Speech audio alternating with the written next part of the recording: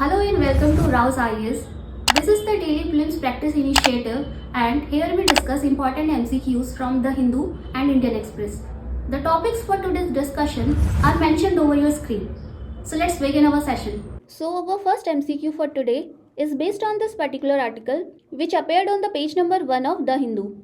The article says that United Nations Security Council UNSC 1267 Committee or ISIL Al-Qaeda Sanctions Committee has placed Abdul Rahman Makki, who is the Deputy Chief of Pakistan-based terrorist outfit Lashkar-e-Taiba, on its sanctions list. So UPSC in the previous year 2022 had asked a question on United Nations Credential Committee. On the similar lines, let us solve this practice question which states that with respect to the United Nations Security Council's Sanctions Committee, consider the following statements. Statement 1. It aims to monitor the implementation of embargoes or sanctions only against non-state entities or individuals. Now this statement is incorrect. This is because United Nations Security Council has established Sanctions Committee to monitor the implementation and effect of embargoes or sanctions against state actors, non-state actors or individuals. The state entities include some countries. Non-state entities include some organizations like ISIS, Lashkar-e-Taiba, and individual include the people who are working in these organizations. The second statement is, it is made up of 15 members of the UNSC who elect 1-year chairperson from among the Permanent Security Council members. Now this statement is also incorrect. This is because although the Sanctions Committee is made up of 15 members of the UNSC, but they elect 1-year chairperson from among the non-permanent Security Council members. The third statement is, decision making in the committee takes place via consensus of all the members. This is a correct statement. As the question asked, which of the given statements are incorrect, the correct answer would be option B, that is 1 and 2 only. And the correct answer to our UPSC previous year question is option A.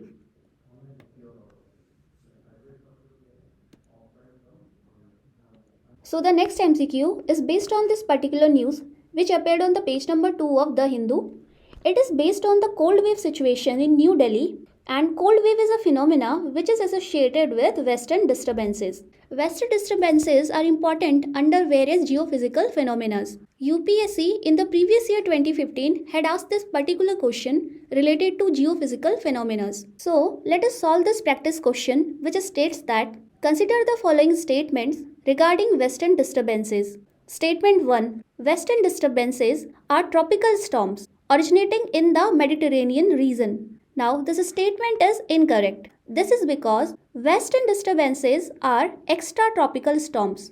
The second statement is, they are brought to India by westerly jet streams. This is a correct statement. The third statement is, they bring rainfalls which are highly beneficial for the rabi crops in India. This is a correct statement. So let us understand this in brief. Western disturbances are the extratropical storms which originate in the Mediterranean Sea. They enter the Indian subcontinent through west and northwestern region during the winters, and they are driven or brought into the Indian subcontinent region by westerlies, and these winds shed their moisture as rain when these storm systems encounter the Himalayas, and this rainfall is highly beneficial for the rabi crops. Hence the answer to our practice question is option B, that is 2 and 3 only, and the answer to our previous year question is option B. So our next MCQ is based on this particular article which appeared on the page number 10 of The Hindu. The Jain community of India has expressed their reservations over excessive tourism activity in the Parashnath Hill, which is an important shrine for Jainism. So UPSC has repeatedly asked questions regarding various religious practices in India. In the previous year 2018, we found this question on this particular religious practice. So let us solve this practice question which states that with reference to the Parashnath Hills, consider the following statements. The first statement is, these hills are located in the state of Gujarat and are considered one of the holiest sites under Jainism. This statement is incorrect. This is because Parashnath Hills is an important pilgrim center for Jains, and it is located in the Girit district of Jharkhand. The second statement is, The hills are named after the first Jain Tirthankara, Parasnath. Now, this statement is also incorrect as these hills are named after Parasnath, who was the 23rd Jain Tirthankara. The third statement is 20 Jain Tirthankaras attained salvation on this hill. Now, this is a correct statement. So, Parasnath Hills are among the holiest site of Jainism. This is because 20 out of 24 Jain Tirthankaras attained salvation on this hill. Hence, the answer to our practice question is option D, that is 3 only. And the answer to our previous year question is option B. So, the next MCQ is based on this particular article, which appeared on the page number 11 of the Hindu. The article says that the presidential address to the joint sitting of Lok Sabha and Rajya Sabha is likely to be held in the new parliament building. Hence, it becomes important to know about the joint sitting of the parliament. UPSC in the previous year 2013 had asked a question on money bill, that is parliament and its procedures. On the similar lines, let us solve our practice question, which states that consider the following statements regarding joint sitting of the parliament. On the similar lines, let's solve our practice question, which states that consider the following statements regarding joint sitting of the parliament. Statement 1. The president summons both the houses of parliament for joint sitting. This is a correct statement. The joint sitting of the both houses of the parliament, that is Lok Sabha and Rajya Sabha, can be summoned by the President of India. The second statement is, it is usually moved to resolve deadlock over the constitutional amendment bill. This is an incorrect statement. So, joint sitting of the parliament is an extraordinary machinery which is provided by the Article 108 of the Constitution. So, the provision of joint sitting is applicable to ordinary bill and to financial bills. It is not applicable to money bill or to constitutional amendment bill. The third statement is, joint sitting is chaired by the Speaker of Lok Sabha and by the Chairman of Rajya Sabha in his absence. Now, this is also an incorrect statement. This is because the joint sitting of a parliament is chaired by the Speaker of Lok Sabha. And if the Speaker of Lok Sabha is absent, then the Deputy Speaker of Lok Sabha will chair the joint sitting. And if the Deputy Speaker of Lok Sabha is absent, then the Deputy Chairman of Rajya Sabha will chair the joint sitting. But in any case, the Chairman of Rajya Sabha will never chair the joint sitting. Hence, the answer to our practice question is option D, that is 1 only. And the answer to our previous year question is option A. So, our next question for today is based on this particular article, which appeared on the page number 19 of Indian Express. So, this article says that the Reserve Bank of India has issued warning to the states who are in favor of old pension scheme, saying that the old pension scheme will add to the financial burden of these states. So in this context, let us solve our practice question. UPSC in the previous year 2017 had asked a question on national pension scheme. The practice question states that consider the following statements. Statement 1. Under the new pension scheme, employees contribute 14% of their salary, while the government contributes 10% towards the employees' new pension scheme accounts. Now, this is an incorrect statement. This is because under the new pension scheme, the government contribution is 14% to the employees' NPS accounts, whereas employee has to contribute 10% of their salary. The second statement is, new pension scheme provides monthly pension based on the last salary drawn by the employee. Now, this is also incorrect. This is because new pension scheme is a pension cum investment scheme, where the pension is determined by the corpus, by the amount which has been accumulated by the contribution from government and the employee, and the pension is determined on the market factors. It is not based on the last salary drawn by the employee. Now let us understand this in brief. The new pension scheme is a pension cum investment scheme which is aimed to provide old age security to the citizens of India. This is regulated by PFRDA, that is Pension Fund Regulatory and Development Authority.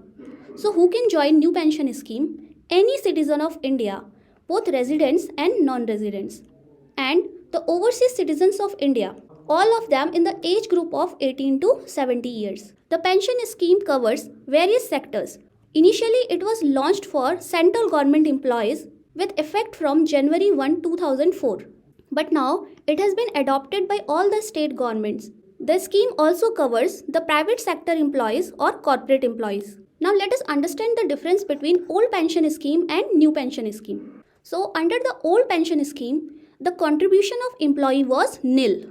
But under the new pension scheme, 10% contribution is by the employee and 14% contribution is by the government. Under the old pension scheme, the sum was guaranteed by the government, which was 50% of the last salary drawn by that employee. But under the NPS, this pension is not guaranteed as it depends upon the corpus, which is accumulated by the contribution from the employee and the employer. And this is also dependent on the market forces. Hence, the answer to our practice question is option D, that is neither 1 nor 2. And the answer to our previous year question is option C. So the final MCQ for today is based on this article which appeared on the page number 19 of Indian Express. The article says that government has cut the windfall tax on crude oil and diesel. Before we understand this news, let us solve our practice question. UPSC in the previous year 2018 had asked a question on equalization tax. So on the similar lines, we have framed this practice question on windfall tax. So the practice question states that consider the following statements with reference to the windfall tax. The first statement is the tax is imposed by the central government over sectors that have crossed profits above rupees 100 crores in a financial year. Now this is an incorrect statement. So what is windfall tax? It is a tax which is imposed by the central government over the sectors that have unanticipated gains or sudden gains without any additional effort or expense. So in this statement, this number is irrelevant. The second statement says the tax is a regular tax that is imposed retrospectively above the normal tax rate. Now this statement is also incorrect. Though the tax is imposed retrospectively and it is above the normal tax rate, but this tax is generally one-time tax. It is not a regular tax. The third statement is such taxes aim to redistribute excess profit in one area and raise funds for social good. This is a correct statement. So the article says that government has reduced the windfall profit tax on domestically produced crude oil as well as export of diesel and aviation turbine fuel ATF. So government in July 2022 had imposed windfall tax on the crude oil and gas sector. This was because the sector gained enormous profits in 2022. This was because of two factors. One was the lifting of the COVID-19 restrictions and increased demand of crude oil and gas. Another was due to the Russia-Ukraine crisis, the global crude oil prices increased, and due to which the crude oil or the energy sector had sudden unanticipated profits, and hence on this sudden profit, Government of India imposed windfall tax. And now this decision of the government to cut the windfall tax will benefit oil and gas companies as they will be able to increase profits from overseas exports. Hence the answer to our practice question is option C, that is 3 only, and the answer to our previous year question is option D. So this brings an end to our today's session. Stay connected for more videos. Thank you.